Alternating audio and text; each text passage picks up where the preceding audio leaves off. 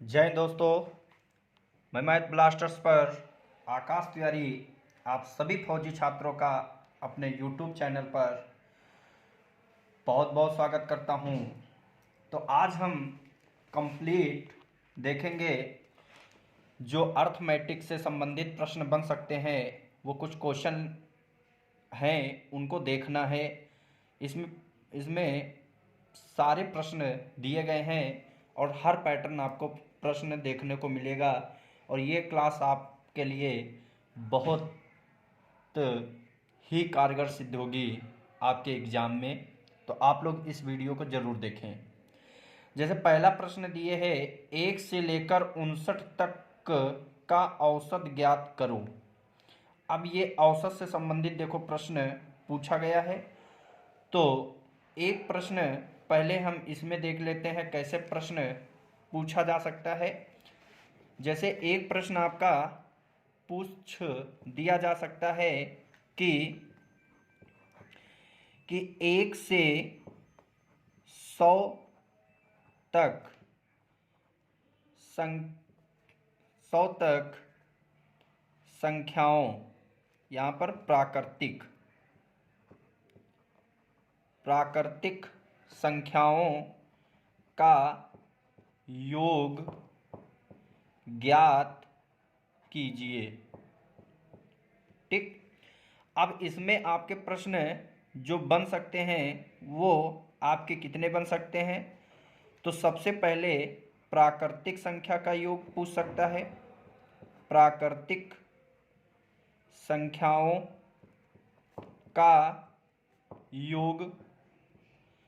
दूसरा पूछ सकता है प्राकृतिक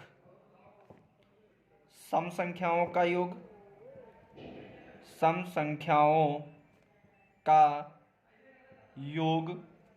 तीसरा पूछ सकता है प्राकृतिक विषम संख्याओं का योग। और अगला पूछ सकता है के प्रथम n गुणजों का योग। अगला पूछ सकता है कि प्राकृतिक संख्याओं के वर्गों का योग।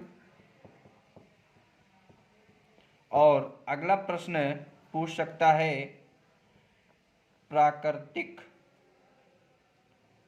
संख्याओं के घनों का योग, घनों का योग। इतने प्रश्न आपके बन सकते हैं। तो एक प्राकृतिक संख्याओं का योग अगर आए तो याद रखना n ऑफ n+1/2 होता है। और अगर प्राकृतिक सम संख्याओं का योग पूछे तो n ऑफ n+1 होता है। अगर प्राकृतिक विषम संख्या का योग पूछे तो n² होता है। अगर के प्रथम n गुणजों का योग पूछे तो के n ऑफ n+1/2 होता है। अगर प्राकृतिक संख्याओं के वर्गों का योग पूछे तो 1/6 ऑफ n+1 होता है। कभी कभी डायरेक्ट फार्मूला पूछ देता है, याद रखना। और प्राकृतिक संख्याओं के घनों का योग अगर पूछ दे तो याद रखना n ऑफ n+1/2 का होल स्क्वायर होता है। तो ये आपके प्राकृतिक संख्याओं से ऐसे प्रश्न पूछ सकता है। अगर कभी भी औसत इनमें पूछ दे, जैसे अगर औसत पूछ दे प्राकृतिक संख्या का अगर दिए हो, तो अगर इसका औसत पूछेगा तो याद रखना जो औसत होता है जो n से गुणा किया जाता है वो नहीं होता है, सिर्फ n ऑफ n+1/2 हो जाएगा। अगर इसका औसत पूछेगा सम संख्याओं का तो n+1 हो जाएगा। ठीक। अगर इसका विषम संख्याओं का औसत पूछेगा तो सिर्फ n हो जाएगा। और अगर यहाँ पर k के प्रथम n गुणजों का योग अगर पूछेगा, इसका औसत अगर पूछ देगा, क्या पूछेगा? औसत, तो सिर्फ k of n plus 1 by 2 होता है। तो k of n plus 1 by 2 होता है। इतना याद रखना, इनसे कभी कभी ऐसे भी प्रश्न औसत से पूछ देता है, याद रखोगे। अब यहाँ पर प्रश्न जैसे हमसे पूछा है कि 1 से 100 तक प्राकृतिक संख्याओं का योग ज्ञात कीजिए। तो 100 तक n का मतलब होता है कुल पदों की संख्या, मतलब n जो दिए हैं कुल पद दिए हैं, इसी में हम सारे प्रश्न देख लेंगे। तो n का मतलब कुल पदों की संख्या। अगर प्राकृतिक संख्या का योग पूछा है, जैसे पहला प्राकृतिक संख्या का योग, तो प्राकृतिक संख्या का योग क्या होता है? n of n plus 1 by 2, यही होता है। तो यहाँ पर हम 100 इंटू 100 प्लस 1 101 बटे 2, 2 से इसको काट दोगे तो 50 आ जाएगा, ठीक।